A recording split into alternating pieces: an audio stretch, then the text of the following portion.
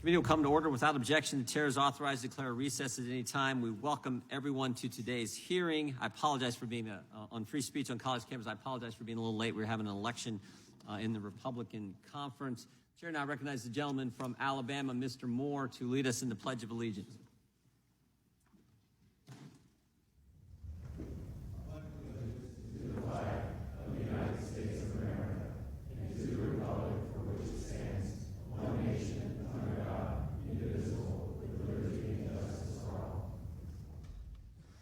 Thank the gentleman.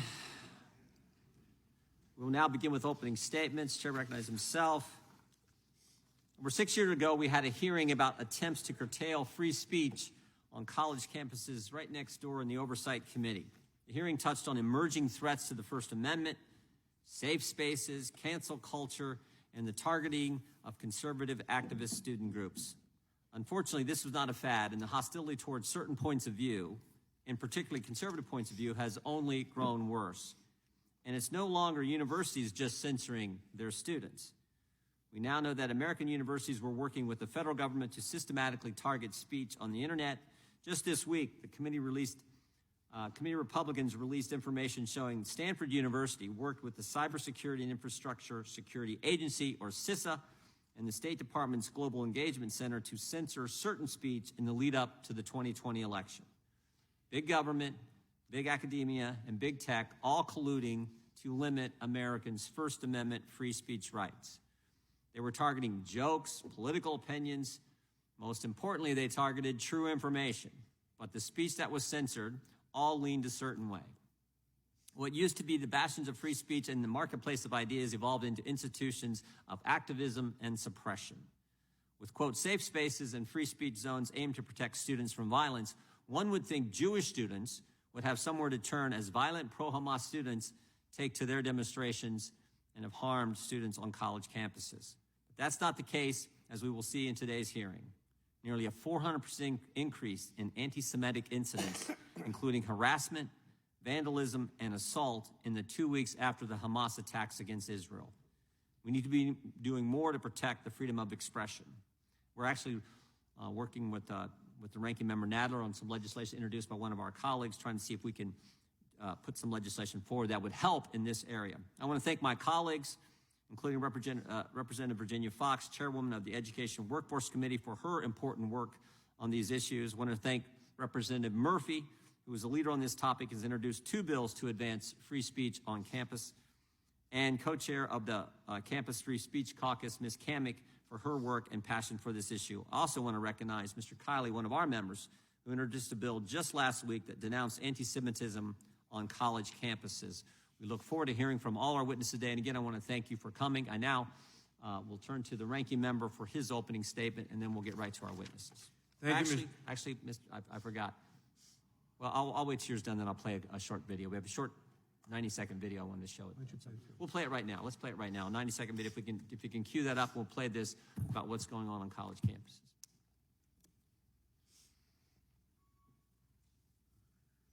Free speech debates have roiled college campuses with protests against conservative guest speakers. The fight against conservative speakers on college campuses escalated. Administrators failed to stop some students from heckling a conservative speaker on campus. Former college swimmer Riley Gaines says she was assaulted after giving a speech at San Francisco State University. I understand and share your objections to a speaker whose rhetoric is offensive and clearly intended to shock and provoke. I don't think they're less able to listen to opposing views. I just think they take less crap. Students have been making national headlines protesting controversial speakers on campuses across the country. Is free speech dead on campus? No, we don't want him to speak. Hopefully we can drown him out. That's conservative podcaster Michael Knowles being burned in effigy at the University of Pittsburgh. Your opinions from the bench land as absolute disenfranchisement of their rights. The president of the University of Pennsylvania, critics say she is not sending a strong enough message against anti-Semitism. I don't hear people talking about Israeli violence. Hamas has shifted the balance of power. Hamas has changed the terms of debate. The Jewish fraternity was hit with a graffiti attack of "The Jews are Nazis." This is our university. I want to thank our staff for putting that together. And Chair now recognizes the ranking member, the gentleman from New York, for an opening statement. Thank you, Mr. Chairman. Mr. Chairman, 1 month ago yesterday, on October 7th, Hamas launched a barbaric attack on the people of Israel. Hamas killed more than 1,400 people and kidnapped 250 more, many of them very old, many of them very young, and some of them American citizens. The attack represents the largest loss of Jewish life in a single day since the conclusion of the Holocaust. Here in the United States, the Jewish community has had little time to mourn. The steady rise in anti-Semitism in this country over the past several years has now reached fever pitch.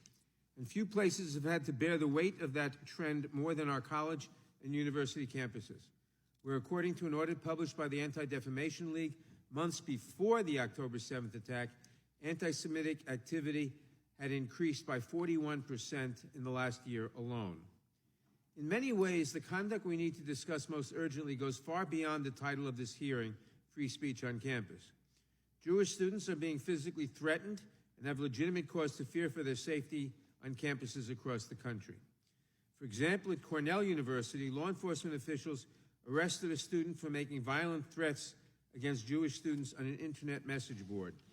These messages included the exhortation that, quote, if you see a Jewish person on campus, follow them home and slit their throats, close quote.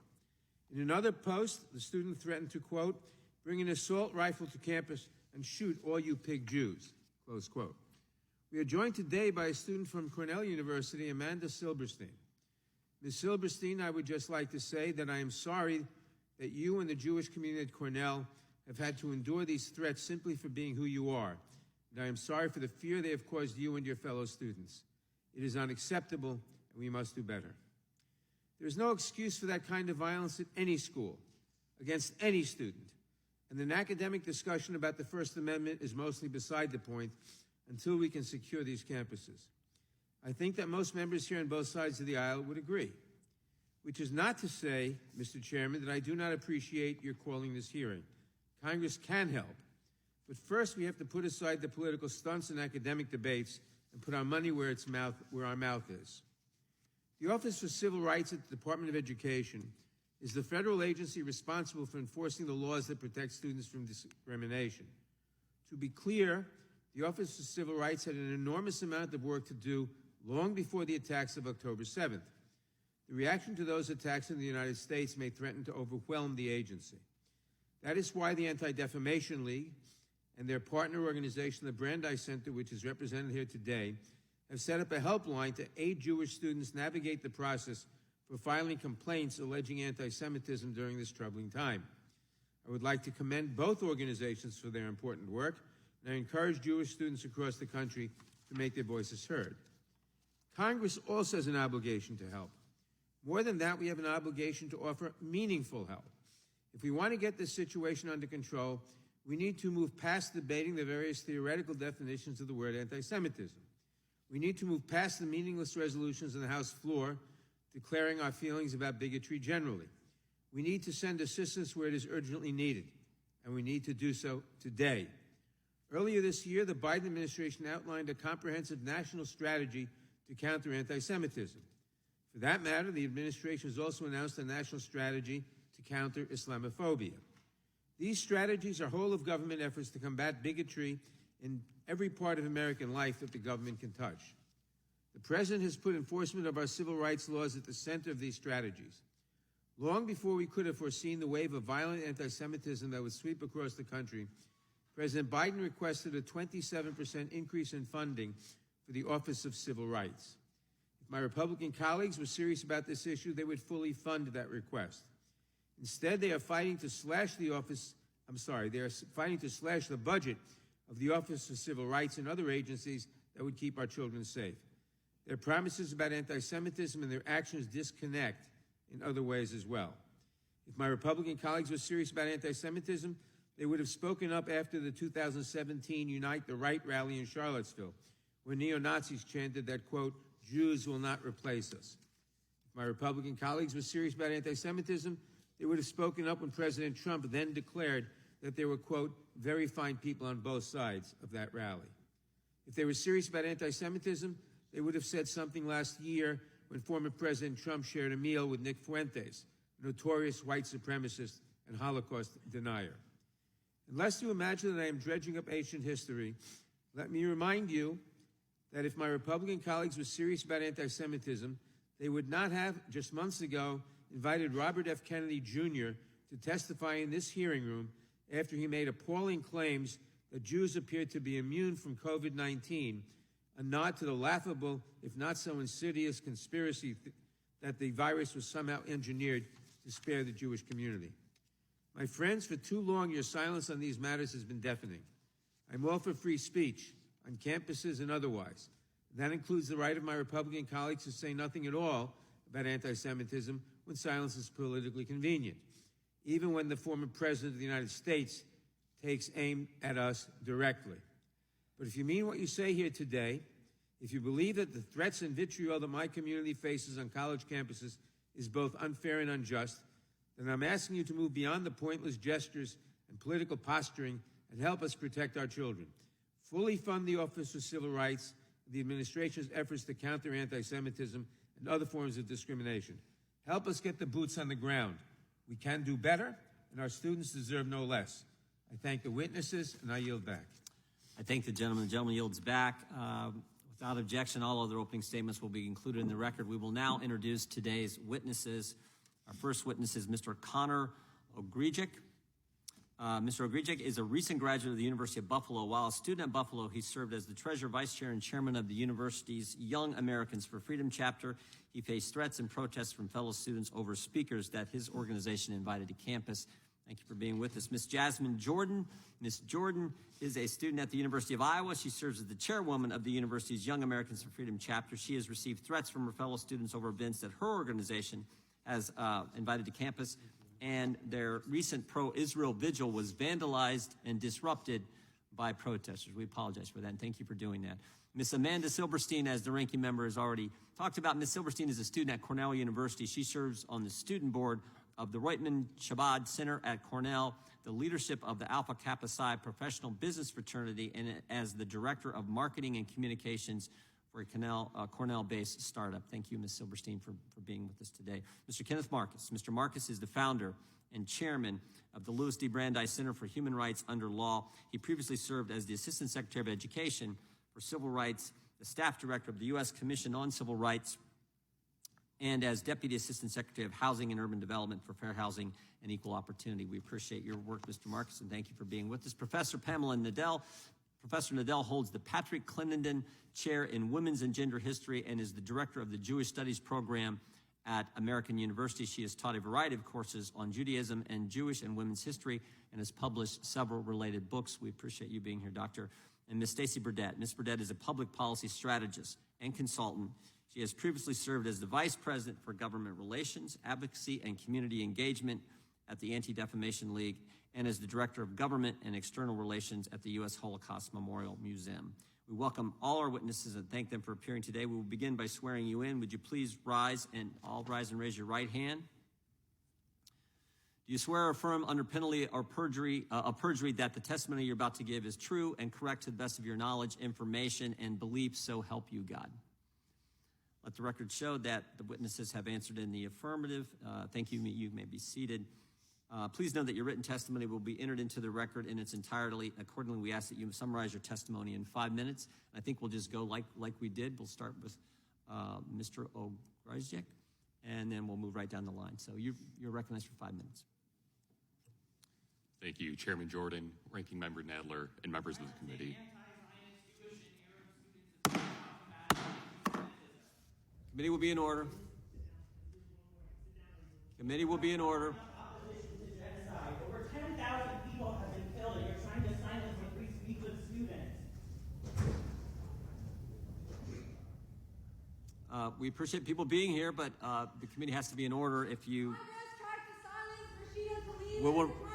we will remove every single person who disrupts the committee.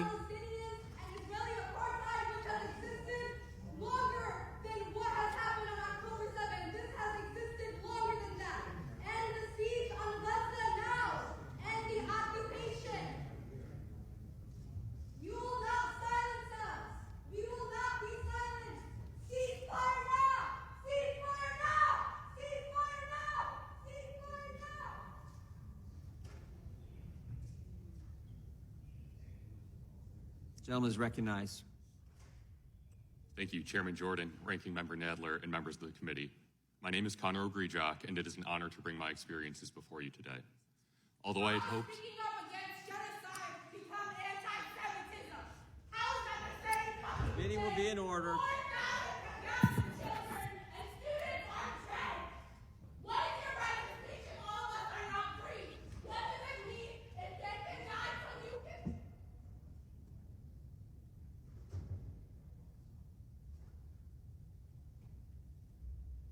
Again.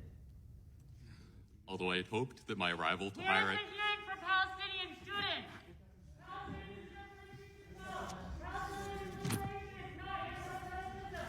Free Gaza! Free Palestine! Free Gaza! Free Palestine! Palestinian liberation is not anti-Semitism! Palestinian liberation is not anti-Semitism! Palestinian liberation is not anti-Semitism! Palestinians deserve the right to not be genocided! Free Gaza! Free Gaza! Free Gaza!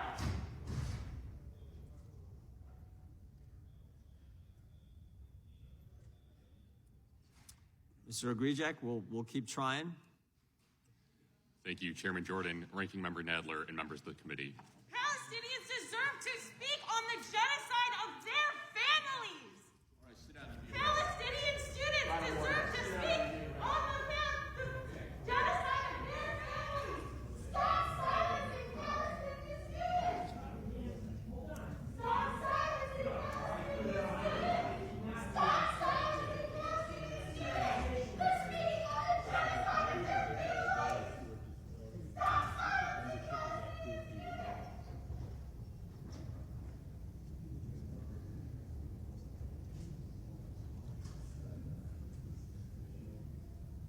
Gentleman is recognized.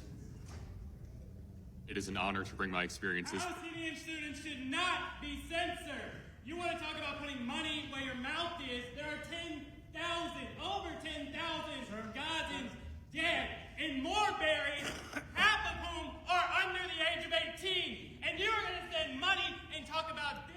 Where are the anti-violence Jews in this room? Nowhere. So you are not offering plurality of opinion. You are offering partisanship. And you are offering murder to more Gazans. Free Palestine!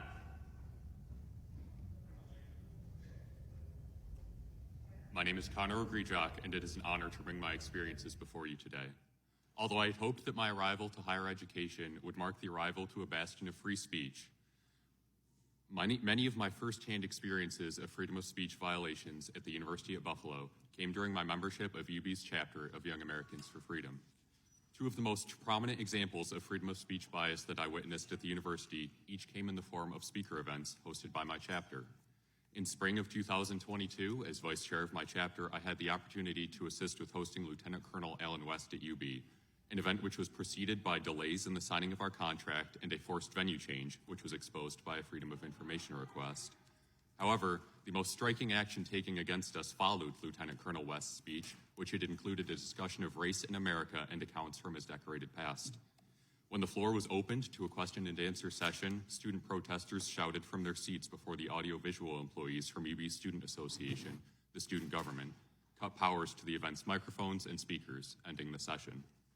Confrontations continued upon the exit from the event, and once outside, as you just saw in the video before the opening statements, chapter members were chased by a 100-person mob across campus. What that footage did not show was the former chapter chair being forced into a bathroom where she called 911 for rescue, and another board member being physically attacked. With silence from the university and charges not pressed by the Erie County District Attorney's Office, I've since been left to consider the precedent this sets for those who plan to protest future events on campus. Though I may not be qualified to determine what constitutes adequate evidence in the eyes of the justice system, if those who were involved in this mob were able to resort to fear tactics and violence without consequence, what is keeping a pattern of this despicable behavior from being set and executed repeatedly? This thought remained on my mind throughout the planning of a March 2023 event that I hosted as chairman featuring Michael Knowles. This event would grow to gain more pushback than any event on campus in the previous 4 years and provide the most clear-cut examples of freedom of speech violations. This pushback included delays in contract signing from UB Student Association that deviated far from their outlined standard course of action, condemnation of the event by a local New York State senator and multiple Western New York-based organizations, a circulated petition constructed by 3 university professors calling for the cancellation of the lecture, which gained thousands of student signatures, a forced venue change orchestrated not only by university administration this time, but voted on by a SUNY council, a multitude of threats and torn literature, and even a tweet from Governor Kathy Hochul on the day of the event calling comments from Michael dehumanizing. The decry of this event garnered a responding statement from University President Satish Tripathi explaining that the Constitution protects speech on campus, quote, no matter how noxious the content, end quote.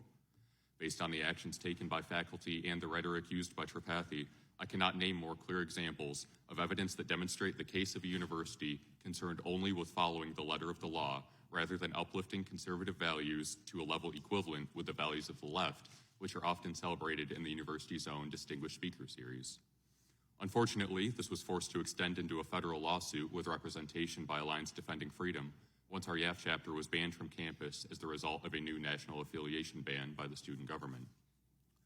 Though I graduated in the previous spring semester and am no longer able to engage in discourse with opposing students, I am fortunate to still have friends on campus, including current YAF board members who can. Something that has particularly concerned me recently, both on campus and off, is the outward support for Hamas under the guise of support for Palestinian civilians. I will not generalize entire groups. However, an unsettling number of students who appeared both in a 300-person pro-Palestine march on campus as well as a protest against a pro-Israel speaker did not solely speak out in support of Palestinian civilians. Rather, these students stated their support for Hamas directly. I would like to be clear. Regardless of background, I do not wish for civilian death. Support for Hamas is not support for Palestinian civilians. It is the opposite. Support for Hamas is support for a terrorist organization, and this must not be misconstrued. Regardless of what side of the political aisle you reside on, it should be common ground that no student deserves to be threatened, mistreated, or silenced on campus due to their personal beliefs. Conservative students currently face a relentless uphill battle for representation on campus, and though we may seek support from outside groups and legislators such as yourselves, we will not accept the label of victims. Standing up for your beliefs will never be a waste of time, and as Americans, we hold this in our hearts. I thank you for your time.